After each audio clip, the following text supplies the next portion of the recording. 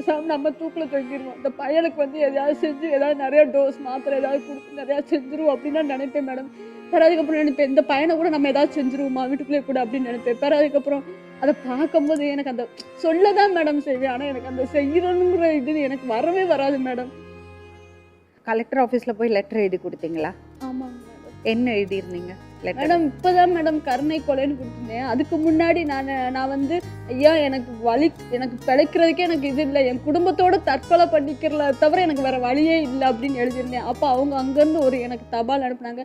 வேலை வாய்ப்பு அலுவலகத்துக்கு போய் நீங்கள் வந்து முன்னுரிமையில் பதிஞ்சிருந்தீங்கன்னா உங்களுக்கு அந்த வேலை வாய்ப்பு அலுவலகத்தில் வந்து இது கொடுப்பாங்க, இந்த ஏதோ இது கொடுப்பாங்க அப்படின்னாங்க. அந்த வேலைவாய்ப்பு அலுவலகத்துக்கும் போனேன் மேடம். நான் வந்து மதுரையில் இருந்தேன்ல மேடம். மதுரையில் இருந்து பையன் நாங்கள் வந்து இடையிலே படிப்பை நிறுத்து கல்யாணம் முடிச்சதுனால அந்த ஆனால் எல்லாமே பதியத்தான் செஞ்சுருந்தேன். நான் மதுரையில் இருந்து எங்கள் வீட்டுக்காரர் இது பண்ணதுனால நான் எங்கள் விருதுநகருக்கு வந்ததுனால விருதுநகருக்கு எல்லாத்தையுமே மாற்றிட்டேன் மேடம்.